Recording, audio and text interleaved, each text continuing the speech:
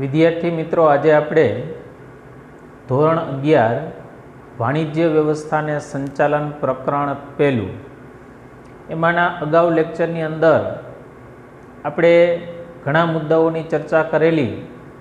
આજના આપણા મુદ્દાઓ છે એમાં ખાસ કરીને ધંધાકીય પ્રવૃત્તિઓનું વર્ગીકરણ છે. આ વર્ગીકરણ વિશેનો આજે આપણે અભ્યાસ કરવાનો છે. તો સામાન્ય રીતના વર્ગીકરણ છે એ 3 રીતના વિભાજિત થયેલું છે. એમાંનું સૌથી પહેલું છે વેપાર, બીજું આવે છે વાણિજ્ય અને ત્રીજું આવે છે ઉદ્યોગ. મિત્રો, જ્યાં સુધી આપણે આ ત્રણેય શબ્દોને સ્પષ્ટ નથી જાણતા ત્યાં સુધી આપણે વેપાર, વાણિજ્ય અને ઉદ્યોગ લગભગ સમાન લાગતા હોય ને એવા શબ્દો છે. પણ આપણે ધીમે ધીમે એના અર્થ, વ્યાખ્યા અને ઉદાહરણથી સ્પષ્ટ થશું એટલે વધારે આપણને ખબર પડશે કે વેપાર અને વાણિજ્ય વચ્ચે શું ફેર છે, વાણિજ્ય અને ઉદ્યોગ શું કેવી રીતના અલગ પડે છે. અને 11 કોમર્સની અંદર એકદમ પાયાની વસ્તુ છે, તેથી આપણે એને વધારે સમજવાનો પ્રયત્ન કરીશું. તો મિત્રો, એમાંથી સૌથી પહેલું આપણે વેપાર શબ્દને સમજીએ. તો કે વેપાર શબ્દ આપને શું કહે છે? તો કે પહેલું જેવું લખેલું છે કે નફાના હેતુથી.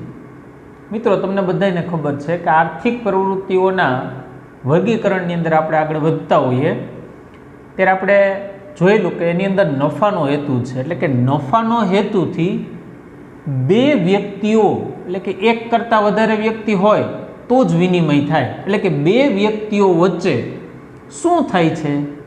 તો કે કાં વસ્તુ હોવી જોઈએ ને કાં સેવા હોવી જોઈએ. માની લો તમારી પાસે વસ્તુ પણ નથી ને સેવા પણ નથી, તો નાણાં.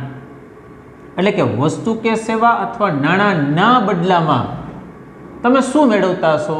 તમે કાં વસ્તુ મેળવો છો અને કાં તમે સેવા મેળવો છો. એટલે તમે શું કર્યું?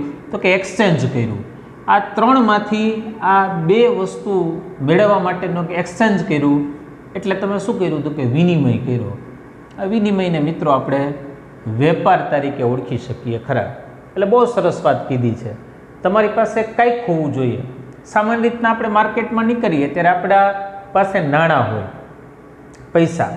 પૈસા આપણે કોઈને આપીએ અને બદલામાં એની પાસેથી શું લઈએ છીએ?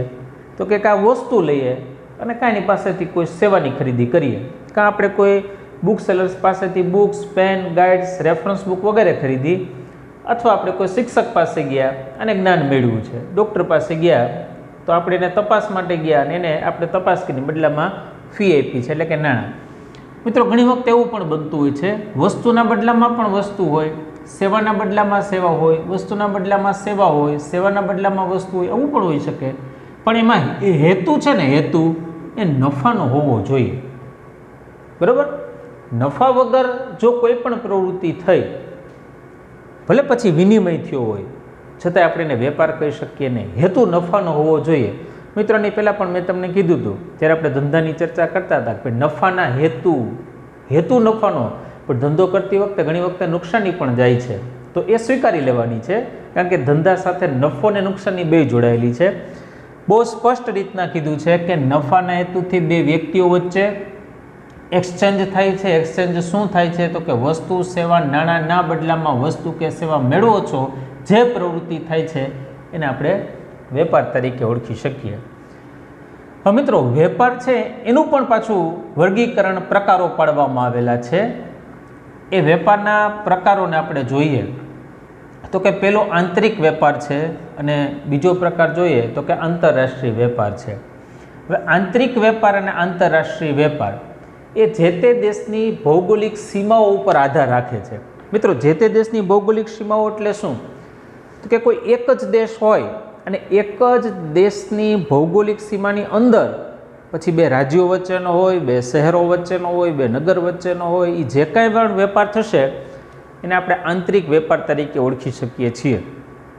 મિત્રો, આંતરરાષ્ટ્રીય વેપારને આપણે ઓળખીએ તો કે આંતરરાષ્ટ્રીય વેપાર છે એ એક દેશની ભૌગોલિક સીમાઓ છે એને ઓળંગી જાય છે. એટલે કે પોતાના દેશની સરહદોની બહાર, એટલે કે બીજા ઘણા બધા દેશો હોય, કોઈ એક દેશ હોય તો એની સાથે પણ વેપાર છે થતો હોય છે. તો આવા વેપારને આપણે આંતરરાષ્ટ્રીય વેપાર તરીકે ઓળખી શકીએ છીએ. હા મિત્રો, આંતરરાષ્ટ્રીય વેપાર છે એમાં આપણી પાસે ફરી પાછા 3 ભાગ આપેલા છે. એમાં એક આયાત વેપાર છે, નિકાસ વેપાર છે અને પુનઃ નિકાસ વેપાર છે. આયાત અને નિકાસ શબ્દ આપણે ધોરણ 10ની અંદર શીખી ગયા છીએ. દરેક દેશો છે એકબીજા ઉપર આધારિત હોય છે. એની પાછળનું એક મુખ્ય કારણ એ પણ છે કે દરેક દેશની ભૌગોલિક પરિસ્થિતિઓ છે એ સરખી નથી હોતી. એટલે કે દરેક જગ્યાએ બધી જ વસ્તુનું ઉત્પાદન છે એ થતું જ હોય એવું નથી. આપણે પણ ઘણી વસ્તુઓ છે એ વિદેશમાંથી આપણે ત્યાં આવે છે અને આપણી ઘણી બધી વસ્તુઓ છે એ વિદેશની અંદર જતી હોય છે. એટલે કે આ બે વેપાર છે એને આયાત અને નિકાસ વેપાર તરીકે ઓળખી શકીએ છીએ. પુનઃ નિકાસ વેપાર, મિત્રો એક વેપાર એવો પણ છે કે એક દેશમાંથી કોઈ પણ વસ્તુ આપણા દેશની અંદર આવે પછી એમાં મોડિફિકેશન કરી, ફેરફાર કરી, એમાં થોડા ઘણા ચેન્જીસ કરીને, એક્સટેન્શન કરીને ફરી પછી બીજા દેશની અંદર આપણે એને વેચાણ અર્થે મોકલીએ. પુનઃ નિકાસ વેપાર તરીકે આપણે એને ઓળખી શકીએ છીએ. તો આપણે 1 મિનિટ જોઈ લઈએ. જે વર્ગીકરણ આપણી પાસે હતું એમાંનો પહેલો ભાગ વેપાર છે એને આપણે સ્પષ્ટ કર્યું.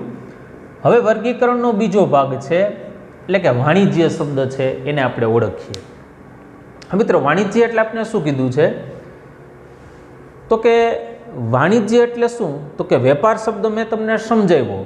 વેપાર શબ્દની હમણાં આપણે વાત કરી કે વસ્તુ અને સેવાઓ છે એ આખી પ્રક્રિયાઓ ચાલતી હોય છે, એટલે કે ખરીદ વેચાણની પ્રક્રિયાઓ થતી હોય છે. હવે આ ખરીદ વેપારની જે કાંઈ પણ પ્રક્રિયાઓ થશે ને એ વેપાર એને સહાયક એટલે એને મદદ કરતી જે કાંઈ પણ સેવાઓ છે આ બધી સેવાઓને આપણે વાણિજ્ય તરીકે ઓળખી શકીએ ખરા. મિત્રો સેવા શબ્દ આવ્યો એટલે આપણે થોડુંક એમ થાય કે સેવા છે તો આમાં કોઈ લેતી દેતી આર્થિક પ્રવૃત્તિઓ નહીં થતી હોય, પણ છતાં હું તમને એના ઉદાહરણ આપી અને વધારે સ્પષ્ટ કરું છું. તો એક ઉદાહરણ લઈએ. બેંક. બેંક મિત્રો વેપાર માટે ઉપયોગી છે. એક વેપારી બીજા વેપારીને માલ સામાન વેચશે તો નાણાંની લેવડ દેવડ છે એ બેંક દ્વારા થશે. બેંકના વિકાસ માટે છે, બેંક ધંધાના વિકાસ માટે છે, બેંક લોન આપે છે તો પણ બેન્કિંગની જરૂરિયાત રહેશે. જ્યારે તમે ફોરેનની અંદર એટલે કે તમે વિદેશ વેપાર કરતા હશો ત્યારે તમારા અગત્યના દસ્તાવેજ છે એ પણ બેન્કિંગ સેવાઓ દ્વારા તમે મોકલી શકો છો. તો બેંક પણ વેપાર સાથે જોડાયેલી છે એટલે કે વેપારની સહાયક સેવા થઈ. બીજી વાત કરીએ વીમાની. તો વીમો કેવી રીતના તો કે ધંધાની અંદર ઘણા બધા પ્રકારના જોખમો છે. આ જોખમોને આપણે જાણીએ છીએ, અગાઉના લેક્ચરની અંદર આપણે જોઈ ગયા હતા. આ જોખમ છે ટળી નથી શકતા. એને આપણે ક્યારેય એવું નથી કે વીમાનું કવચ આપણે લીધું એટલે જોખમ છે નહીં આવે, પણ એ જોખમ આવશે એની સામે આપણે આર્થિક રક્ષણ આપે છે. તો મિત્રો માલનું પરિવહન થતું એટલે કે એક જગ્યાએથી વસ્તુ બીજી જગ્યાએ જતી હોય, એવા જગ્યાએ કોઈ અકસ્માત થાય તો અકસ્માતના બદલામાં નાણાં પ્રાપ્ત થાય તો વીમાની જરૂરિયાત પડશે. વીમાથી વેપારી છે એને ઉદ્યોગ, ધંધા, રોજગાર, પોતાની આર્થિક પ્રવૃત્તિઓ છે એને વિકસાવવા માટે પણ એક પ્રકારનું બળ મળશે કે કોઈ પણ ઘટના બનશે તો વીમો છે ને આર્થિક કવચ છે એ પૂરું પાડી શકે છે. હવે વખાર છે એ પણ સહાયક સેવા છે. એ ભૌગોલિક દ્રષ્ટિએ કે એક જગ્યાએથી બીજી જગ્યાએ વસ્તુઓને તમારે ફેરવવી હોય ત્યારે અમુક સમય માટે વસ્તુઓને સાચવવા માટે પણ તમે વખારનો ઉપયોગ કરી શકો છો. કિંમતને નિયંત્રણ કરવા માટે પણ આપણે વખારનો ઉપયોગ કરી શકીએ છીએ. વસ્તુની જાળવણી માટે પણ આપણે વખારની સેવાઓનો ઉપયોગ કરી શકીએ છીએ. તો એ પણ વેપારની સહાયક સેવાઓ થઈ. વાહન વ્યવહારની વાત કરીએ તો હવે તો તમને પણ ખ્યાલ આવી ગયો હશે કે વાહન વ્યવહાર છે એ વેપારને કઈ રીતના સહાયક છે તો કે જે પ્રાંતની અંદર અથવા જે દેશની અંદર વસ્તુનું ઉત્પાદન થાય છે ત્યાંથી અન્ય જગ્યા ઉપર એ વસ્તુને લઈ જવા માટે આપણે વાહન વ્યવહાર છે એનો બહોળા પ્રમાણમાં ઉપયોગ કરીએ છીએ. આના પણ પેટા પ્રકારોનો આપણે અભ્યાસ કરીશું. ત્યારબાદ આવે છે સંદેશા વ્યવહાર. મિત્રો સંદેશા વ્યવહાર છે જે ધંધાની અંદર એક દોરી નસ સમાન છે. એટલે કે તમારી માહિતી અન્ય વેપારીઓ સુધી પહોંચાડવી હોય તો પત્રનો ઉપયોગ કરી શકો છો, આજના ઇન્ટરનેટના માધ્યમનો પણ ઉપયોગ કરી શકો છો. તો સંદેશા વ્યવહાર છે એ પણ વેપારની સહાયક સેવાઓ તરીકે આપણે જોયેલા છીએ. ત્યાર પછી આવે છે આડતિયાની સેવાઓ. મિત્રો તમે શબ્દ સાંભળેલો છે દલાલ, આડતિયા, બરાબર. તો આ દલાલ અને આડતિયા છે એ શું છે તો કે એ પણ એક પ્રકારની ધંધાકીય સેવાઓ છે એ આપતા હોય છે. તો મિત્રો વાણિજ્ય શબ્દ પરથી આપણે એટલી ખબર પડી ગઈ છે કે જો વાણિજ્ય ન હોય તો કદાચ વેપાર છે એ શક્ય ન પણ બને. એક ઉદાહરણ લઈએ એટલે તમને વધારે સ્પષ્ટ થાય. મેં બધી સેવાઓ લખી છે, એમાંથી એક સેવા છે ને એને હું થોડાક સમય માટે બંધ કરું છું, પછી તમે પ્રશ્ન વિચારજો વાહન વ્યવહાર આ સેવા બંધ છે તો મિત્રો વેપારની પ્રવૃત્તિઓ થશે. એક જગ્યા ઉપર પુષ્કળ ઉત્પાદન થશે, જ્યારે બીજી જગ્યાએ એ ઉત્પાદનનો લાભ, એ ઉત્પાદન ત્યાં સુધી પહોંચી નહીં શકે. હા મિત્રો, આમાંની કોઈ પણ એક સેવા જે તમને યોગ્ય લાગતી હોય ને થોડાક સમય માટે તમે હાઇડ કરી દો અને પછી તમે વિચારો કે વેપાર આના વગર શક્ય બનશે, તો તમારો જવાબ આવશે ના. એનો મતલબ એવો થયો છે કે વેપારની સહાયક સેવાઓ છે, વેપાર પણ આની સાથે જોડાઈ જ જાય છે. એટલે વેપારની સહાયક સેવાઓ છે એને આપણે વાણિજ્ય તરીકે ઓળખી શકીએ ખરા. નવો શબ્દ છે, બહુ સરસ રીતના સમજજો. ફરી પાછું એકવાર રીડિંગ કરી લેશો એટલે વધારે મજા આવશે.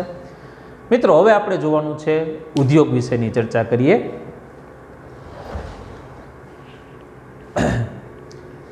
હવે મિત્રો, ઉદ્યોગ શબ્દ છે એ આપણી ઘણી બધી નજીકનો, જેને આપણે અંગ્રેજીમાં ઇન્ડસ્ટ્રીઝ તરીકે પણ ઓળખી શકીએ છીએ. બરાબર છે? ઇન્ડસ્ટ્રીઝ શબ્દ છે આપણા માટે ખૂબ ઉપયોગી છે. હવે આજે એનો અર્થ છે ને એને આપણે થોડોક સ્પષ્ટ કરીએ કે અમુક વસ્તુ છે એ આપણે સીધી રીતના ક્યારેય ઉપયોગમાં નથી લેતા, પણ વસ્તુ છે એમાં કંઈક ફેરફાર થાય અને પછી જો આપણી પાસે આવે તો આપણા માટે ખૂબ ઉપયોગી છે. એને આપણે જોઈએ. એટલે કે શબ્દ આપ્યો છે માનવ જરૂરિયાતો. મિત્રો, માનવીની જે જરૂરિયાતો છે એને સંતોષ આપવો એ ઉદ્યોગનો એક ભાગ છે. એટલે કે માનવી જરૂરિયાતના સંતોષ માટે શું કરવાનું છે તો કે કાચો માલ, કે જેને આપણે અંગ્રેજીમાં રો મટીરિયલ્સ તરીકે ઓળખી શકીએ, કાચા માલ ઉપર શું કરવાનું તો કે વિવિધ પ્રકારની પ્રક્રિયાઓ થાય. મિત્રો, જે કંઈ પણ કાચો માલ છે એની ઉપર ઘણી બધી પ્રકારની એવી પ્રક્રિયાઓ થાય કે જેથી તૃષ્ટિગુણ ઉમેરી શકાય. તૃષ્ટિગુણ એટલે કે સંતોષ. મિત્રો, આ સંતોષ એટલે કે તૃષ્ટિગુણ છે ને એ માનવ જરૂરિયાત માટે ખૂબ જરૂરી છે. તમે કોઈ પણ વસ્તુની ખરીદી કરો, તમે કપડાની ખરીદી કરો, ઇલેક્ટ્રોનિક વસ્તુની ખરીદી કરો, આ સિવાય કદાચ ભોજનની કોઈ વસ્તુની ખરીદી કરો, તો એમાંથી તમને તૃષ્ટિગુણ પ્રાપ્ત થવો જોઈએ.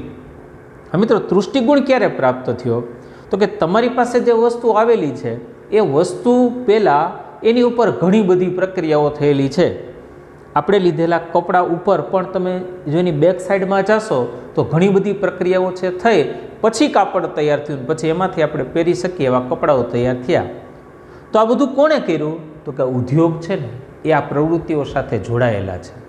એટલે જો ઉદ્યોગ હોય તો માનવ જરૂરિયાતનો, માનવીની જરૂરિયાતોને ઓળખી અને એને સંતોષ આપી શકે એવા પ્રકારની વસ્તુઓ છે એનું સતત પોતે ઉત્પાદન કરતા હોય છે.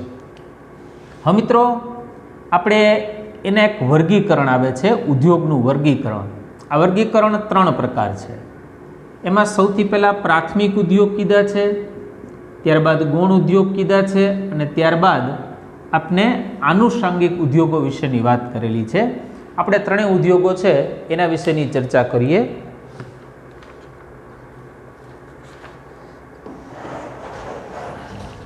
પણ સૌથી પહેલાં આપણે વાત કરીએ તો કે પ્રાથમિક ઉદ્યોગ શું છે એની આપણે વાત કરીએ. તો કે પ્રાથમિક ઉદ્યોગ છે એ ખાસ કરીને સમુદ્ર, જમીન એટલે કે કુદરતની વાત કરેલી છે. સમુદ્ર, જમીન અને હવા સાથે સીધી રીતના સંકળાયેલા છે એને આપણે પ્રાથમિક ઉદ્યોગ તરીકે ઓળખી શકીએ ખરા. હવે મિત્રો, તમને ખબર છે ખેતી છે તો કે એમાંથી આપણે રો મટીરિયલ્સ મળશે અને પછી આપણે એની ઉપર પ્રક્રિયાઓ થોડી ઘણી કરશું એટલે એ પ્રક્રિયાઓ છે આપણે એને આગળ લઈ જઈ શકીએ છીએ. તો મિત્રો, આ વર્ગીકરણ છે એમાં જમીન, ખેતી, પશુપાલન, મરઘા બતકા ઉછેર અને દરિયાની અંદર ઉત્પાદિત થતી ઘણી બધી વસ્તુઓ છે એને આપણે પ્રાથમિક ઉદ્યોગો સાથે સાંકળી શકીએ છીએ. ત્યાર પછી આપણે વાત કરવાની છે તો કે ગૌણ ઉદ્યોગની. મિત્રો, પ્રાથમિક ઉદ્યોગમાંથી જે કાંઈ પણ આપણે કાચી વસ્તુ મળેલી છે એની ઉપર આપણે થોડીક ટેકનોલોજીનો ઉપયોગ કરશું એટલે એ વસ્તુ છે ને એ કાચા માલ તરીકે ઓળખાઈ જશે. એટલે કે ગૌણ ઉદ્યોગ તરીકે આપણે એને જોઈ શકીએ છીએ. યંત્ર અને ટેકનોલોજીનો ઉપયોગ કરી અને કુદરતી સંપત્તિ છે ને વપરાશ યોગ્ય બનાવવાની જ્યારે પ્રક્રિયા થાય છે ત્યારે આપણે એને ગૌણ ઉદ્યોગ તરીકે ઓળખી શકીએ છીએ. અને ત્રીજું આપણે ઉદાહરણ જોઈએ તો કે આનુષાંગિક ઉદ્યોગ. મિત્રો, આનુષાંગિક ઉદ્યોગ એટલે શું તો કે સીધે સીધી ગ્રાહકોને, સીધે સીધી માનવ જાતને, સીધે સીધી મનુષ્યને ઉપયોગમાં આવી શકે એવી વસ્તુઓનો જ્યારે ઉપયોગ કરવામાં આવે ત્યારે આપણે આનુષાંગિક ઉદ્યોગ તરીકે ઓળખી શકીએ ખરા. એટલે આપણે થોડીક ચર્ચા કરીએ. સૌથી પહેલાં અહીંયા ઘઉં. ઘઉંનું ઉત્પાદન એટલે કે કુદરતની એકદમ નજીક ખેતીમાં થશે. ઘઉં ઉપર થોડુંક પ્રક્રિયાઓ કરી અને ગૌણ ઉદ્યોગોની અંદર આપણે એને લોટ છે વગેરે વસ્તુ આપણે એને તૈયાર કરી શકીએ છીએ.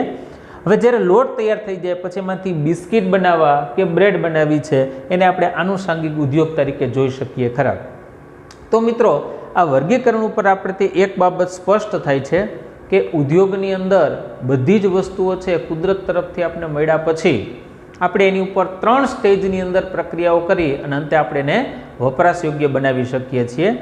આપ આનું એકવાર રિવિઝન કરી લેશો.